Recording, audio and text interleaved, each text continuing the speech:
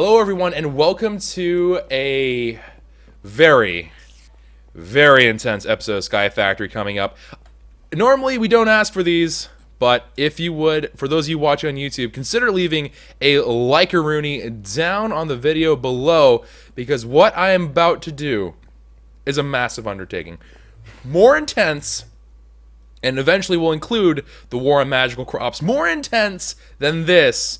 By a lot, and just a huge change in general. We are going to be making a new base here on Sky Factory because I've finally come to just kind of accepting the fact that probably Sky Factory 2.5 isn't right around the corner, which is by no means, I'm not trying to be like, oh, what a bunch of slackers. Like, I'm sure they're all like very busy. I'm sure they have their own things to worry about.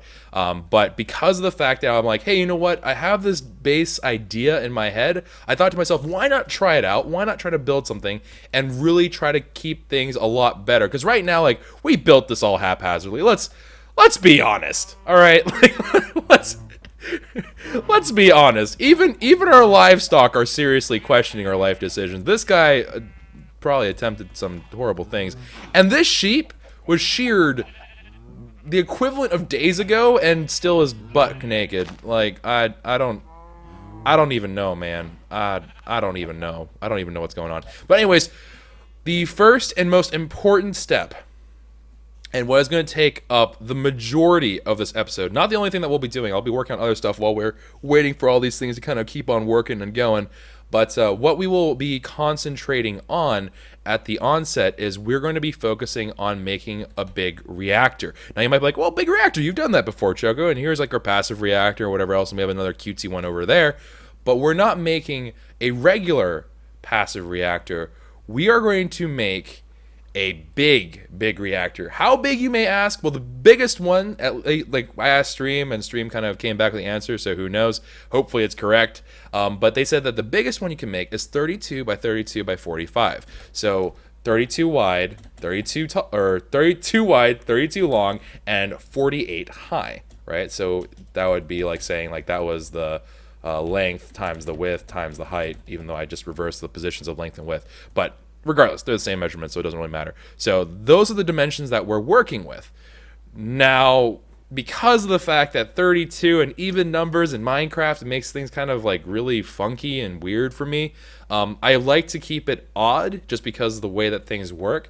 So we're actually going to be reducing those dimensions down, and the height isn't terribly important, that isn't an odd number. Height is kind of irrelevant, but the length and the width are important. So what we're going to be doing, and the reason why I'm kind of like just randomly not stuttering, but just kind of stopping mid-sentence because I'm burping. Excuse me, because I'm a savage. So we're going to be changing the dimensions of this into a 31 by 31 by 40, not 46. I don't know why I just wrote that.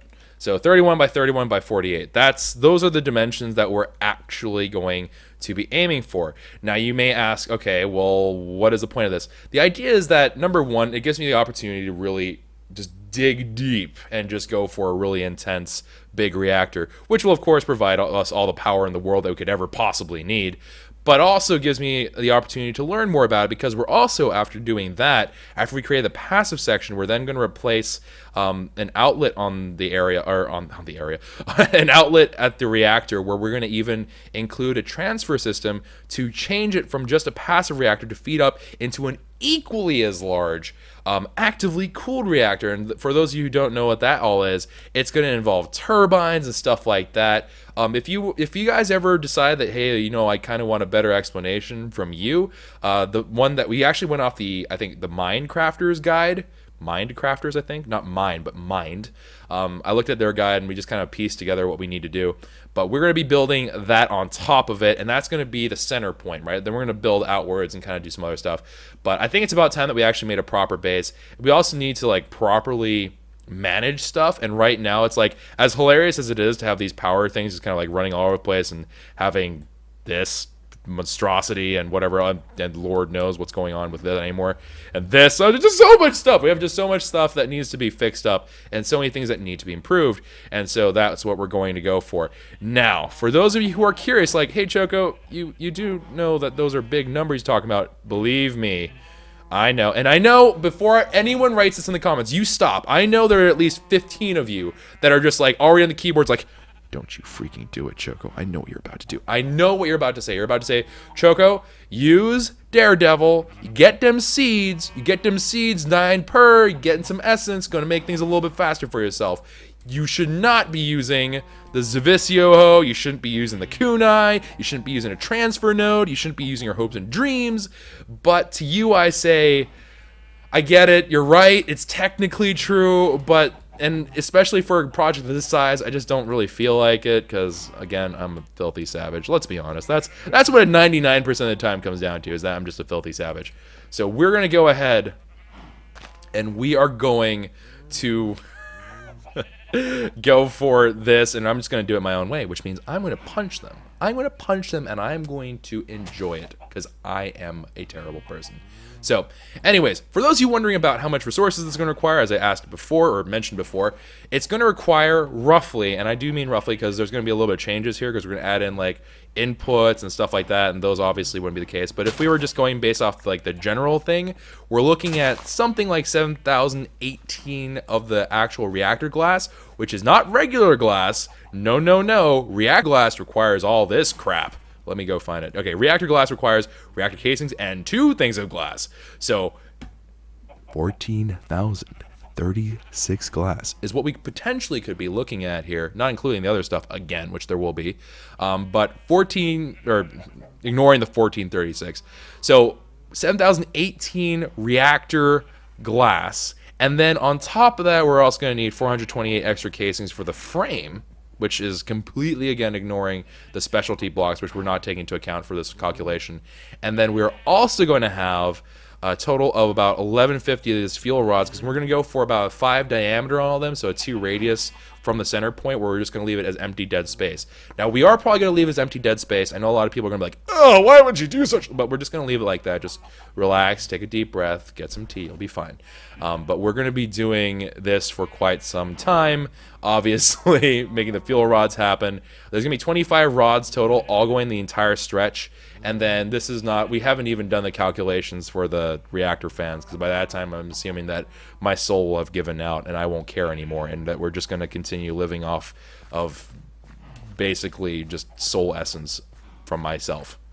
It's going to get rough. But anyways, we're going to do this as a time lapse, obviously, because I'm not going to put onto YouTube like 19 billion hours of footage. I have no idea how long this will take. I'm assuming that this will take a ridiculously long amount of time. This may be the biggest project to date, because obviously I'm not rocking. If we had equivalent exchange, then God bless it, that would be awesome, but we don't. So we are going to have to kind of mix and match and do some other things, which I think is actually going to afford me the opportunity to mess around a little bit here and there and kind of work on other stuff. So basically taking the things that we currently have, which is we've covered magical crops, right? We've covered the ME system. We've covered big reactors. We've made ourselves a mob farm. We've made ourselves a little witch area. We've made ourselves a little animal pen, things like that. And of course, the Tinkers thing. So you'll see probably throughout the time lapse a little bit of everything. So just be aware that's going to happen. But yeah, it's going to be a pretty massive episode. This is by no means a regular episode. I'm not going to do this very often. But I figure that, hey, you know what? If we're going to be spending at least like let's say like a couple dozen more episodes here on Sky Factory, I feel like this would be a good idea, because this will mean that a lot of stuff in the future becomes a lot simpler. And of course, I'm more interested in getting the practice, and of course, making something grand is always fun, because that's kind of what I do. So anyways, I am now going to get started. God bless you all. I hope I don't die from doing this. All right, here we go. Yeah.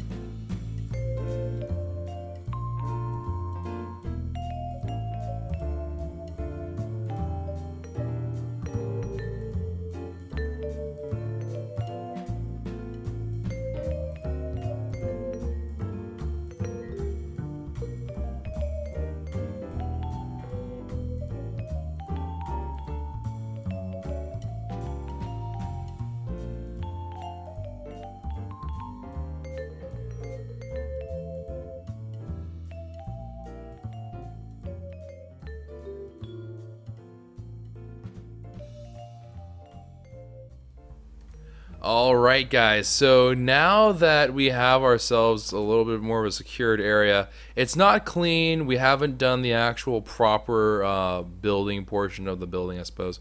But we are definitely going to mess around a little bit more with aesthetics. Well, obviously we're going to mess with the aesthetics a little bit more. And the functionality isn't all here yet, but the important thing is done.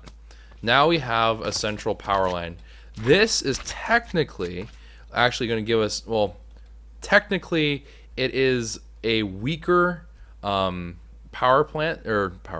It's a weaker, bigger reactor. It's a weaker, big reactor. I'm tired, man. This is like 10 hours later. All right, so it's a weaker, big reactor than the other reactor is over at our satellite, which is now what I'm going to refer to that as. So this is weaker because there's actually not as many rods, which means in turn that there can't be as much fuel in there, which in turn means that there's not as much going on. Now that said, obviously there's a lot of open space here. Now I'm not entirely sure how that's going to translate into cooling and everything else, because there's a lot of ambient space. I don't know if that mitigates the heat or whatever else, but yeah, also the slime infestation I'll deal with whenever we manage to get our magnum torches up, or if I decide like, hey, it's a lot more reasonable now. We might even do that whenever we have QEDs. But kind of a little bit of a preview as to what I'm currently thinking. Obviously, all things are subject to change. Kind of an open area, thinking this is going to be like an actual really big factory thing, and there's going to be different plates of this base. So right here, what you're going to be probably thinking and looking at is this is going to be the factory plate, and this area is going to have this generator thing. What I might actually do is I might cover up and switch out what areas have reactor glass on it, which ones don't, and that way it'll be like the bottom of the plate can see the reactor going down. Maybe I'll even do the exact opposite and just carve this out and replace it and get reactor glass up in here. I'm not entirely sure. But yeah, so this will be the kind of the factory plate. And here, I'm not entirely sure I want to do this. Originally, this is going to be a fountain, but now that I'm thinking about it, maybe I want to make it like shaped like a gear, like a pixel arty. Not 100% sure yet. But anyways, so this will be kind of like the way in, sort of, I guess the front of the base. And then on either side, what I'm planning on doing right now is either side is mostly going to just be kind of like for the sake of appearance. That said, we are talking about the factory plate, right? So I'm sure that we can eventually find some kind of functional use for it. And that, of course, can be very much possible. Originally, I was thinking that I would actually spread all these smeltery things all across, but I thought that might be a little bit excessive, and honestly, I don't think I would be able to manage it very well, because I think that would be slightly ridiculous. But who knows? Maybe I might change that opinion. Anyways, here we got ourselves 12 base plates. These are going to be relatively tall smelteries, so what they lack for length and width, it's going to make up that area, or the volume, I guess I should say, by the height. So that's going to, of course, be pretty awesome. That's going to move, obviously. That's not going to be permanently there. There is going to be a larger smeltery, kind of one over this way, and then another this way, and then probably our lava/cobblestone generator just kind of sitting in between, and kind of fueling it all up in terms of getting the cobble, everything there. And it's not going to be this design for that. It's going to be a fountain design, I think, for the cobblestone generator. So a little bit of a difference there as well. Playing around with that. But anyways, that's the game plan right now for the back. This thing here, these are the magical crop kind of suspension areas. So these are all measured out 25 up. So that the point of doing this 25 up, of course, was because that was what I was told to be the max height that the pulsars can potentially help you. So if we don't go that high, it's not a big deal. But if we do want to go that high, I don't want it to be in the way. Even if it means like only a couple of these are going to be under the influence of that, I didn't want to make it detract at all from the way that the rest of the base is currently set up. So that's why we did that. Let's see here. We also have ourselves the inside here, which the game plan for this is that this is going to turn into our AE2 area. So we're going to expand this out, add a lot more in terms of in the future. Probably not as many ME drives as we had in KwehCraft, because I just don't think that's very practical. And they also have the extra cells in this mod pack, so I don't think that's going to be a thing. We're going to clean this up, spruce it up a lot, but this is going to be kind of like the main storage, crafting, kind of get things done area, not the smelting and whatever else, but where like our item nexus is. And then eventually, whenever we get to the active generator, this is going to be kind of the clean area. And I think the idea behind this was based actually off of Midgar in Final Fantasy VII. When I was thinking about like, oh, you know, Midgar has a plate where it's like the slums and everything underneath it, but instead it's going to be like our factory base, and the upper area I'm going to try to make it spruced up and look really, really nice and whatever else. But anyways, that is going to be it for this one, and I'm going to wrap it up by, let's just turn on this generator and see what kind of production we're going to get. I have no idea. This could be awful. This could be great. I have no clue. All right, core heat is really high. Casing heat is fairly low, increasing rather slowly. I'm going to go ahead and turn off these mob sounds because they're annoying. Yeah, casing heat is it's rising very, very slowly. And then there's our RF per tick. Okay, so that's starting to rise now. And it's not bad. I mean, it's not doing bad. All right, cool. That's filling up the energy buffer now. I'm guessing that the casing heat will just continue to increase, and then it's just kind of, that's just going to be it. I don't really know what is going to end up happening if we add in coolant. I'm assuming that it gets a little bit better, but here we go. We're already in the 7,000, 8,000s of RF per tick. So for what we need right off the bat, that should be more than sufficient. Of course, we'll add more fuel rods in, we'll add coolant, everything like that. And the only difference is that whenever we change this, whenever we transform this into an active, we're going to end up having power kind of linked to a tesseract at the very top. But this is going to end up changing from a power, not a reactor, whatever. This is going to change from just being like a control rod just by itself into the actual outlets to make sure it can connect upward, and then we're going to make a vertical turbine, if you guys are familiar with that. So that is the game plan, and that is what we are aiming for. I am extremely curious to know what exactly will happen. It's rising very, very slowly, so I do think it is mitigating. I think it may have even stopped. I think this is just kind of like its standing heat, which is great because that means that it's not going to be like super inefficient and whatever else. Although I guess the core temperature being high is sort of a problem, because this is actually, I think, the bad thing. Casing heat is actually, you can change that into energy, so maybe this is actually the exact opposite of what we wanted. But we'll see. I'll mess around with this. I'll look into this a little bit more in the next episode probably, or something like that. I'll probably end up doing another pretty large build episode because it's been 10 hours. I'm pretty tired. I'm pretty wiped out. And so what I'm going to end up doing is I think we're going to kind of fill in the smeltery area, get the lava stuff going, probably add in a couple of things here and there. But all in all, I think the general game plan is that I'm going to just kind of start moving things that we currently have over at the satellite, not actually taking the components that are currently there. The satellite will be left alone, and I'm going to make brand new components, but the idea is just kind of slowly transitioning and being like, whatever we had there, I want to have here and in a better form. The only exception to this, I will say, is I'm not going to recreate the mob farm just yet. The mob farm, I don't have an incredibly strong or like really intense desire to get that sorted out over there yet. We might do that. We might fiddle around with it and whatever else. But as of this particular moment, I won't. We did manage to hit during the course of this recording to get obsidian all the way up into the godlike tier, so now it's maxed out. It got another level of repair, which is good because it's kind of like the workhorse of the different things that we have, and it also has another room for improvement, so very, very cool.